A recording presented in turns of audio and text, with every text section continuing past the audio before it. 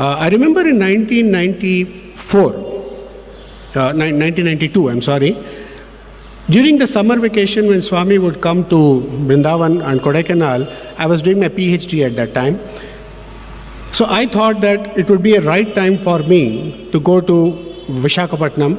Nuclear physics laboratories and library in the entire South India, Visakhapatnam is unbeatable. Because that is where the concept of nuclear physics began in the entire South India. After Bombay, Visakhapatnam was the next one. They had a fantastic collection of books and papers which I wanted to refer for my PhD work.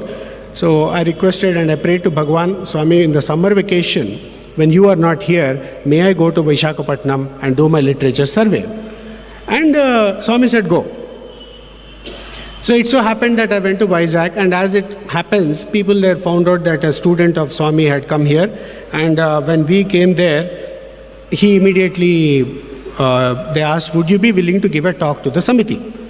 So I said, yes, I'll be happy to share my experiences with the Samiti, because it gives me also a great deal of happiness. And it so happened that I was speaking, Visakhapatnam in those days, if any one of you have been to Visakhapatnam, in those days Visakhapatnam was a different ball game altogether. In the sense that it was a city that would sleep like a village. Which means after 8 o'clock, nothing is open. You'll be lucky if you find a stray dog also on the road. Everybody would vanish by 8 o'clock. No autos, no buses, nobody. So I had given a talk, and after that discussions went on, and as it happens in most of the satsangs, things went on, and before I knew it was 8:30 already. I had no idea that bus services don't exist after 8 o'clock. So I went and stood in the bus stop, and I was waiting, 8:30, 8:45, 9 o'clock, not a single soul is appearing anywhere. I started getting worried. I didn't even know the locality where I was staying because I was new to Vizag, but I knew the hotel's name. So I was just standing there, and suddenly at last one scooter went past with a driver who had his helmet on. Now in those days, anybody deciding to wear helmet, that should have already warned me that this is not the routine job that you are seeing here. So scooter went past, stopped and came back. Then this person removed his visor and he said, not the helmet, he removed the visor. He removed the visor and he said, Sai-Ram. I said, 9 o'clock in Visakhapatnam, desolated street, somebody is selling Sai-Ram. It gave me a big boost. I said, Sai-Ram, sir. Then he said, didn't you just give a talk in the MVP Colony Samiti? I said, yes, sir. Then he said, didn't anybody tell you that you will not get a single bus after 8 o'clock? I said, no, sir. Then he said, you are lucky I came by. Get in, I'll drop you. So I got in behind the scooter and we were scooting along the road. And that person had a few discussions to make, some points which I made. He wanted clarification. He was offering his opinion. And like that, we were going on and on and on. After about 20 minutes to 25 minutes, he dropped me in my hotel and he went away. I had gone up till the first floor when suddenly I got a shock.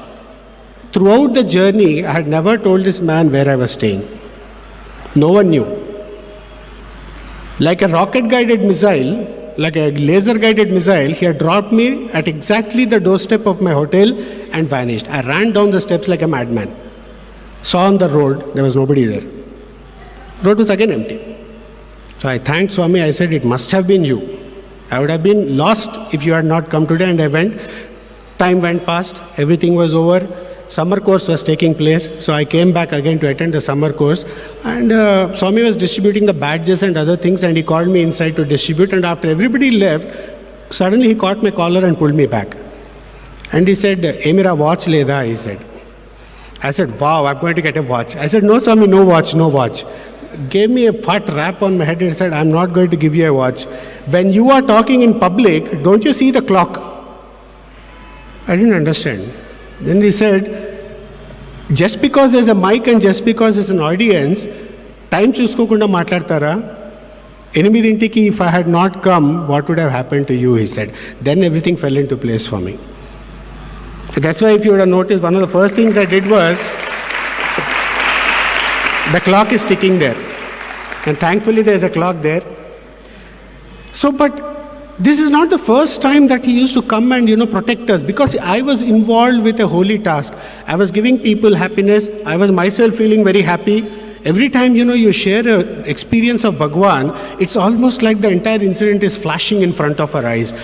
I'm reliving it.